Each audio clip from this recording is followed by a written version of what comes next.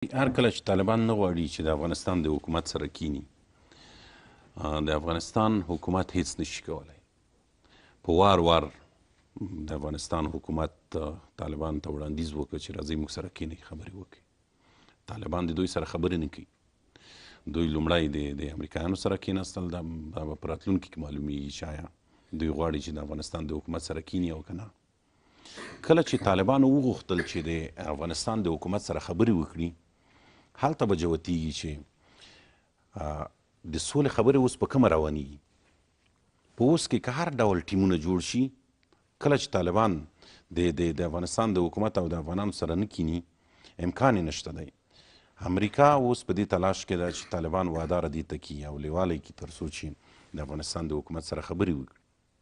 تر اوسه په وار وار د افغانستان حکومت غوښتي چې دوی سره کینی. اما مسله دلته ده چې طالبان ولې نه غواړي. اوس دا مشکل د طالبان دی نه د حکومت. دلته یوې باریکۍ ته زه اشاره کوم، هغه دا ده چې زموږ سیاسیون هم باید دې ته متوجه وي او ډېر به متوجه هم وي. پاکستان کوشش کوي چې په افغانستان کې موقت حکومت رامنځته کړي. دا وړاندیز او دا فشار د پاکستان دی په طالبانو او په امریکا. د افغانستان حکومت نه غواړي چې موقت حکومت رامنځته شي. امریکا هم متزلزله ده په دې کې، ډارېږي چې افغانستان بیا همغه نویم لسیز ته لاړ نشي. طالبان هم لیواله نه وو چې دا کار وشي، مګر اسلام آباد فشار ورکوي دې ته چې دا 13 کلنې لاسته راوړنې د خاورو سره بیرته خاورې کړي. دوی په دې پوهېږي چې که چیرې افغانان دپاره موقت حکومت اعلان کړي، په افغانستان کې په لسهاوو ډلې دي چې یو بل یې وژلي دي او اوس هم ژوندي دي، اوس هم متحرک دي، یعنې دوی اوس هم د کاره نه دي لوېدلي، اوس هم دوی په تحرک کې دي. پاکستان دا ویني چې په راتلونکي کې هم امکانات د دې شته دي چې د افغانستان اوسنی نظام دړې وړې کړي او دغه پاکستان غواړي، دا ایران غواړي، دا په اوس کې روس غواړي. یعنې یوه اجماع یې د سولو پر ضد باندې جوړه کړې ده. امریکا فشار ورکړ پاکستان ته چې پاکستان لیواله کړي تر څو طالبان د سولې میز ته راکش کړي، مګر خپلې غوښتنې لري هغوی. هیڅ وخت پاکستان نه غواړي چې په افغانستان کې یو قوي او مقتدر حکومت موجود وي، او پاکستان دا نه غواړي چې په افغانستان کې سوله راشي. تاسو پوهېږئ چې پاکستان په میلیاردونو ډالر که د امریکا ورکړي او که بل چا ورکړي، د افغانستان په جګړه باندې لګوي.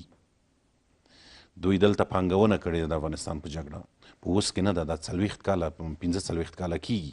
حتی د داود خان د وخته دوی په همدې باندې کار وکړ. تاسو پوهېږئ په 1953 کال کې د مجاهدینو ځینو مشران پاکستان وغوښتل د دغه ځایه د داود خان د حکومت پر ضد باندې جهاد اعلان کړ. دوی راجګ شول، لومړي بریدونه یې هم په لغمان او په پنجشیر کې وکړل. نو دا د څه دپاره و؟ هغه وخت کې کمونیزم نه و. اوس خو نو بیا چې پاکستان پکې داخل دی، بیا د پاکستان باورونه هم دلته کار ورکوي، د پاکستان لابي هم دلته کار ورکوي. معنا دا چې په دغه پروسه کې خطرناک هم یو څه شته. بیا د حکومت مقاومتونه پر ځای ګڼئ؟ تر یو حده حکومت هم ګرام نه دی، تر یو حده. دا چې دوی د موقت حکومت پر ضد دي. اما یوه مسله دلته بله ده چې ولسمشر غني اوس د دې ډارېږي چې که چیرې د موقت حکومت تضمین هم وشي او موقت حکومت رامنځته شي، نو د ده د بریا چانس اصلا د منځه ځي.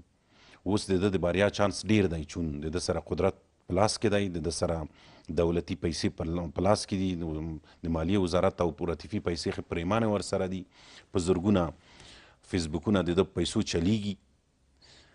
نو په هغه وخت کې چې موقت حکومت رامنځته کیږي، د ده د بریا چانس او د ده بیرته واک ته راتلل دا مشکلیږي.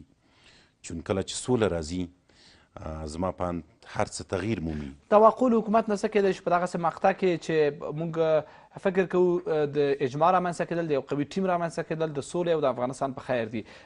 دا توقع له حکومت دغه وخت کې حکومت نه څه توقع لري چې کوم ابتکارات وکړي چې تر څو مطمئن شو چې د سولې پر وړاندې خنډ نه بلکې تحصیل کوونکی دی؟ زما په اند دولت حکومت باید دغه فرصت د لاسه ورنه کړي. د سولې په اړوند چانسونه ډېر کم ملتونو ته په لاس ورځي. موږ ته یو چانس په لاس راغلی. د دې چانس څخه باید د افغانستان حکومت استفاده وکړي. استفاده څنګه یعنې څه وکړي؟ استفاده په دې معنا چې دوی مخالفې ډلې مخالف سیاسي ډلې چې دننه دي دوی راټول کړي، د دوی اجماع شرط ته په دې کې د دوی اجماع ته راټول کړي. عملاً حکومت دا هڅه شروع کړې. تاسو تېره ورځ انځورونه ولیدل په ارګ کې د استاد سیاف او ښاغلي کرزي په ګډون یو شمېر سیاسونه بلل شوي وو. حتی دا وویل شو چې دا لړۍ به دوام کوي. دا یو لږ کوشش نه دی چې ستاسو دغه غوښتنه پر ځای شي؟ ګورئ په وار وار دغه کوششونه شوي دي د ارګ لخوا، اما بیرته بیا پالل شوي نه دي.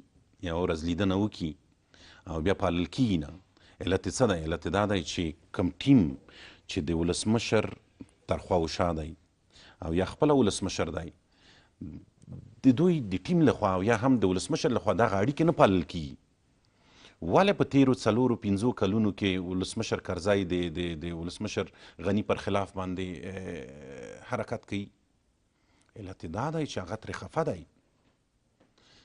اوس ځینې سیاسي ګوندونه خو موږ تاسو دا هم باورونه وینو. څنګه نږدې کولی شو چې کله د ګټو تقابل دی؟ ګورې تاسې عملاً ګورې یوه ډله په شدت سره د سرپرست او موقت حکومت بحثونه مطرح کوي، چاره نه لرو پرته له دې چې سوله که راځي نو دلته به یو نوی جوړښت راځي. حکومت وخت هم باید مشروعیت هم پای ته رسېږي، وخت هم پای ته رسېږي.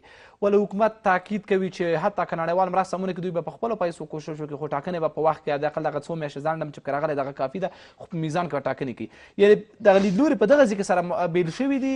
نو څنګه کولی شو چې توقع وکړو چې حکومت که څومره هم کوشش وکړي، یو څوک چې موقت حکومت غواړي هغه د موجوده حکومت له مشر څخه څنګه کولی شي یو باور رامنځته کړي؟ ګورئ ځینې سیاسي ډلې دي په افغانستان کې چې هغوی د افغانستان په جنګ کې خپله بقا ویني. هغوی هیڅ وخت نه غواړي چې په رښتیا سوله راشي. دوی که په راتلونکي کې سولې ته لیواله کیږي هم، خو باید خپل ځان په قدرت کې وویني چې هغه جوت دي. هغه ډلې د افغانستان په تیرو 18 کلونو کې دوی ښه پړسېدلي دي او هغه د هغوی پړسوب داسې اسانه نه وځي. یو هغه رهبران دي چې په همدې ملت یې زړه بدیږي. نو زه وایم چې ارګ باید دغو رهبرانو سره کینی، د هغه سیاسیونو سره کینی او د ولس د نورو استازو سره کینی. د دوی ملګرتیا ځان ته کړي، د دوی انډیوالي خپله کړي. که دغه کار یې ونه کړه په 3-4 کسانو هغه ځوانانو باندې چې راوستي دي په هغې نشي کولی دوی سوله راوړي. په هغې نشي کولی چې د دې سیاسیونو سره سر ووهي. دوی نشي کولی په هغه 3 کسانو هلکانو باندې د طالب سره سر ووهي.